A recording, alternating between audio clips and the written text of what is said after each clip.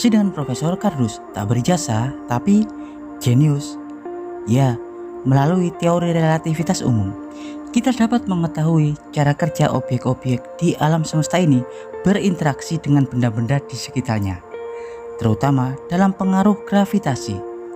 Relativitas umum menunjukkan bagaimana setiap objek bermassa besar mempengaruhi geometri ruang di sekitarnya. Semakin besar massa sebuah objek di luar angkasa, maka semakin besar pula geometri ruang di sekelilingnya yang terpengaruh. Sebuah bintang atau planet bermassa besar diketahui dapat mempengaruhi geometri hingga melengkungkan ruang waktu di sekitarnya, yang akhirnya akan menghasilkan jalur kelengkungan gravitasi.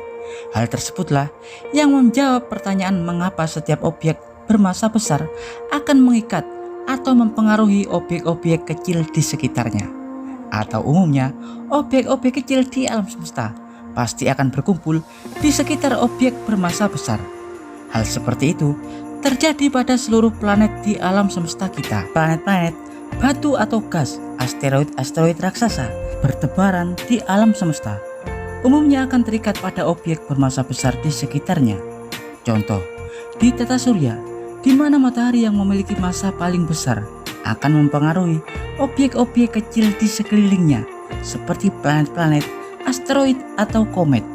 Pengaruh gravitasi yang saling tarik-menarik membuat objek-objek kecil seperti planet akan berevolusi mengitari matahari, layaknya elektron yang mengorbit pada inti atom.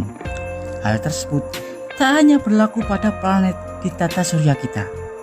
Eksoplanet atau planet di luar tata surya juga berperilaku demikian.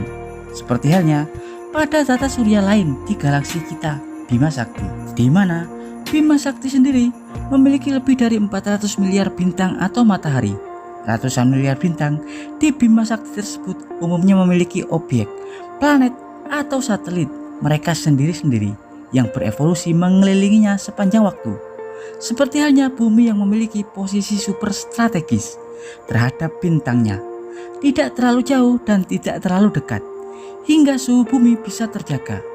Tapi tahukah Anda bahwa di luar tata surya kita banyak eksoplanet yang mengerikan? Jangankan untuk mendatanginya, membayangkannya saja kalian pasti akan merinding, karena planet-planet tersebut memiliki posisi yang kurang tepat terhadap bintang atau mataharinya, hingga membentuk struktur permukaan layaknya sebuah neraka yang panas, beracun, dan beriklim super ekstrim. Dan berikut beberapa eksoplanet mengerikan di luar tata surya kita. Tapi sebelum Profesor Kardus mengulasnya, jangan lupa like dan subscribe di channel Profesor Kardus. Tak berijasa tapi jenius, untuk mendapatkan informasi dan notifikasi terbaru dari sudut-sudut bumi dan sudut-sudut alam semesta lainnya. Eksoplanet mengerikan yang pertama adalah Corin 7b atau Corot 7b.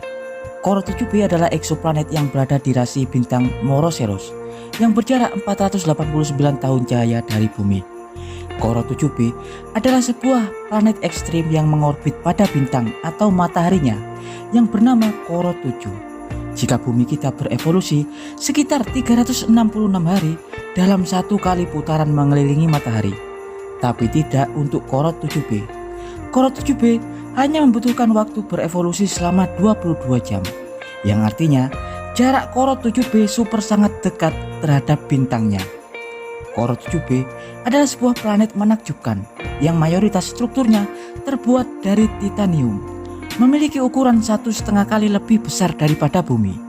Corot 7b layaknya sebuah neraka nyata, dan seandainya Anda tiba-tiba ada di ruang atmosfer planet tersebut dan saat itu Anda melihat pancaran matahari Corot 7b, tubuh Anda akan langsung hancur lenyap menjadi abu. Karena suhu permukaan Corot 7b rata-rata sekitar 1500 derajat Celcius hingga 2200 derajat Celcius, yang akan dengan mudah melelehkan sebongkah batu dan sebuah baja keras. Oleh karena itu, permukaan Corot dipenuhi lava-lava yang menyala, dan setiap hari planet tersebut dihujani oleh bongkahan batu-batu panas yang menguap ke atas ketika terjadi kondensasi yang disebut sebagai hujan batu literal. Satu sisi planet tersebut selalu menghadap ke korona mataharinya, dan sisi lain sebaliknya selalu gelap dengan suhu super dingin di permukaannya, lebih dari minus 300 derajat Celcius. Dan kemudian selanjutnya yang kedua adalah PSO J318522, sebuah eksoplanet yatim piatu atau eksoplanet kesepian, yang artinya eksoplanet ini tidak memiliki bintang atau tidak mengorbit pada matahari atau bintangnya. Planet ini selalu mengembara karena di sekelilingnya tidak ada benda besar yang mempengaruhinya. PSO J3185 terletak di rasi bintang Capricornus yang berjarak 80 tahun cahaya dari bumi. Planet ini masih sangat muda, berusia sekitar 12 juta tahun.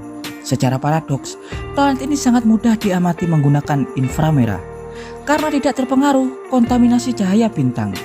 Planet ini memiliki ukuran 8 kali lebih besar daripada Jupiter, berotasi setiap 5 jam atau sangat cepat, membuat permukaannya tertutup awan tebal bersuhu hingga 600 derajat Celcius, mampu melelehkan aluminium dengan badai debu ekstrim yang sangat beracun yang setiap hari terjadi di permukaan, hingga kondensasi menciptakan hujan besi cair setiap 3 jam sekali. Struktur planet ini padat yang kaya besi dan nikel. Dan eksoplanet selanjutnya adalah WASP-12b, sebuah planet mengerikan di konstelasi Auriga. WASP-12b adalah sebuah planet gas yang mengorbit pada bintangnya, yakni WASP-12. Planet ini berukuran 2 kali ukuran Jupiter. Tapi jika Jupiter mengorbit pada matahari selama 12 tahun dalam sekali putaran, WASP-12b hanya memerlukan 1 hari untuk setiap kali mengelilingi bintangnya, yang artinya planet ini sangat dekat dengan bintangnya. Hal tersebut membuat planet ini benar-benar terkoyak oleh gravitasi bintangnya.